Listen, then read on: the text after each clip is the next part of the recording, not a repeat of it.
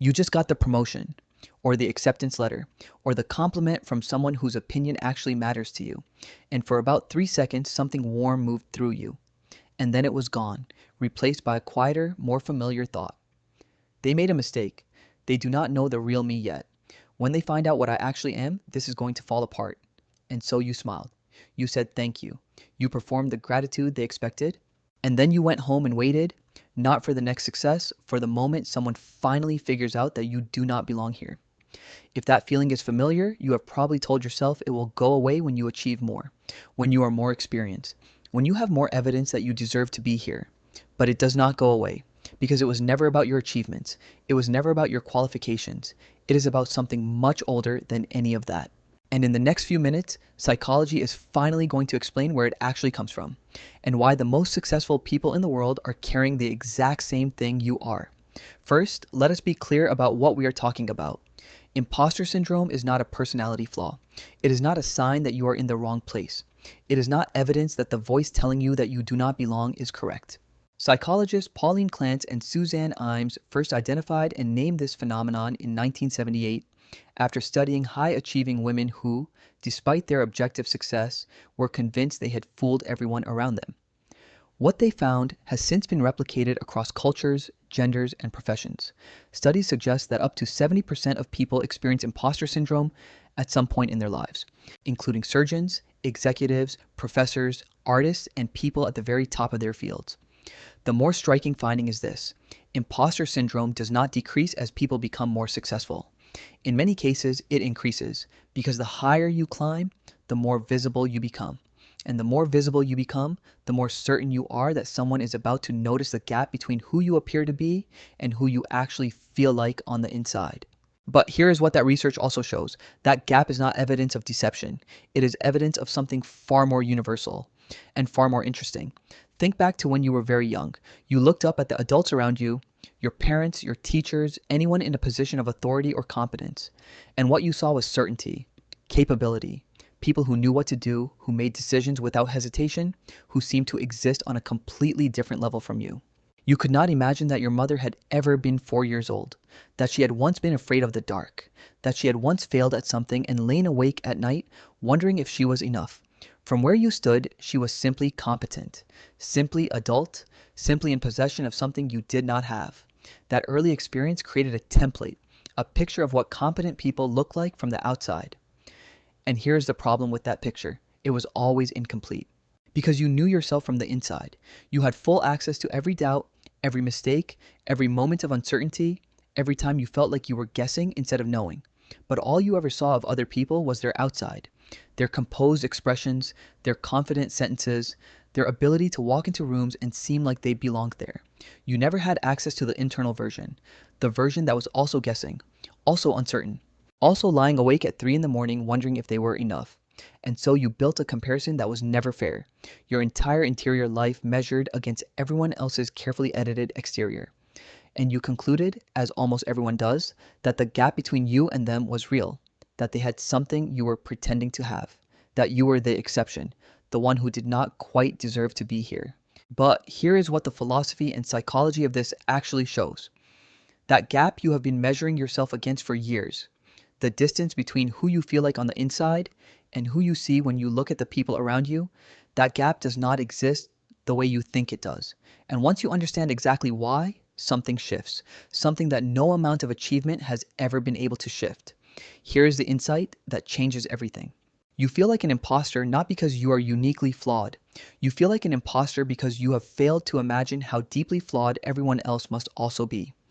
Think about the most competent person you know, the one who moves through rooms like they belong there, the one whose work you admire, the one whose confidence you have quietly envied. Now, consider this. You know yourself from the inside, every anxious thought, every moment of self-doubt, every time you felt like you were guessing and hoping no one noticed. But all you know about that other person is what they have shown you, which is a far narrower and far more edited version of who they actually are.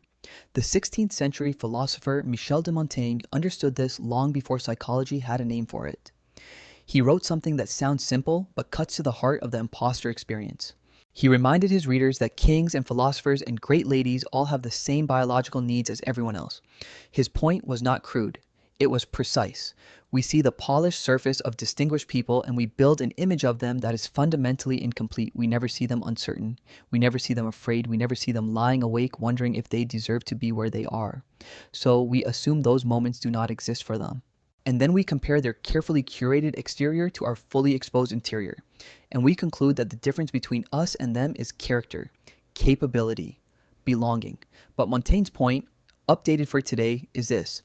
The CEO who walks into the boardroom and commands the room is also, somewhere underneath, uncertain whether they made the right call last quarter. The surgeon whose hands never shake in the operating theater lies awake after difficult cases. The professor whose lectures seem effortless has moments of profound self-doubt about whether their work matters. Not occasionally, regularly. The difference is not that they have conquered the feeling. The difference is that you cannot see it. Here is the cruelest irony of imposter syndrome. The more you achieve, the worse it often gets. Not because you are less deserving as you move forward, because the stakes feel higher. When you were newer to your field, a mistake was understandable. You were learning. You were allowed to not know everything. But now, you are the one people look to. You are the one who is supposed to have the answers. And the gap between what people expect of you and what you feel like on the inside seems to grow with every promotion, every title, every room you walk into where someone introduces you as an expert. Psychologists call this the expertise trap. The more competent you become, the more clearly you see the complexity of what you do not yet know.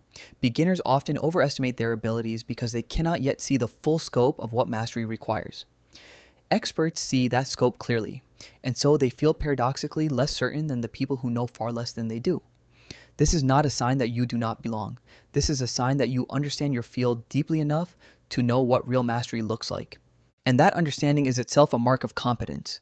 The people who feel most certain they belong are often the ones who understand least about the complexity of what they are doing. Every time you attribute your success to luck, you are doing something specific. You are taking a real outcome that required your actual skills, your actual effort, your actual persistence, and you are reassigning it to a variable that had nothing to do with you. Every time you tell yourself you got lucky, you are erasing evidence, real evidence, that you were capable of producing this result, and you are replacing it with a story that keeps the feeling of being an imposter alive. Because if success was luck, the next success might not come, and the one after that might be when they finally notice. Psychologists call this attribution error in the direction of self-doubt. And it is one of the most consistent patterns in people with high imposter feelings. They attribute their successes to external factors, luck, timing, other people's generosity, and they attribute their failures to internal factors, their fundamental inadequacy, their inherent unsuitability for the role. The same result gets interpreted two completely different ways, depending on whether it confirms or challenges the imposter story. This is not modesty. This is a system that is designed to keep you feeling like you do not belong. No matter what you achieve, the answer is not to try harder to believe in yourself. That kind of forced positivity does not reach the place where imposter syndrome lives. What actually begins to shift things is something much simpler and much harder. It is learning to make a specific leap of faith.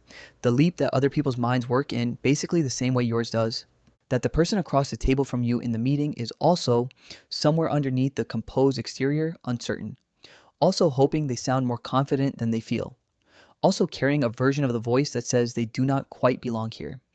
This is not a comforting fiction. It is an accurate picture of how human beings actually work. The vulnerability, the self-doubt, the persistent sense that everyone else has it more figured out than you do, these are not curses that landed uniquely on you. They are universal features of what it means to be a conscious human being in a world that only ever shows you other people's outsides. The second thing that shifts is this, starting to treat your own track record as evidence rather than coincidence. Every time you attribute a success to luck, ask a different question. What did I actually do that made this possible? Not to inflate yourself, to be accurate, because the same rigor you apply to everything else in your life deserves to be applied to the question of whether you belong here. And the evidence, if you look at it honestly, is not ambiguous. Here's what I want you to hold on to after this video. The feeling that you are an imposter is not information about your capabilities. It is information about the fundamental asymmetry of human perception. We see ourselves from the inside and everyone else from the outside, and that asymmetry creates a gap that feels like inadequacy but is actually just the nature of consciousness. Everyone you admire is carrying a version of what you carry. Everyone who seems to belong is also, somewhere in the quiet moments, wondering if they do. The kings and the philosophers and the successful people in your field, and the person across from you in the meeting who seems completely certain they deserve to be there. All of them, without exception.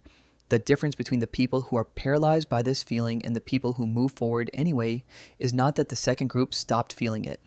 It is that they stopped letting it be the deciding vote. They felt uncertain and showed up anyway. They felt like imposters and did the work anyway. They heard the voice that said, "You do not belong here," and walked into the room anyway. And over time, the evidence accumulated. Not enough to silence the voice completely, but enough to know that the voice was never telling the truth. You are not in the rooms you are in because of a mistake.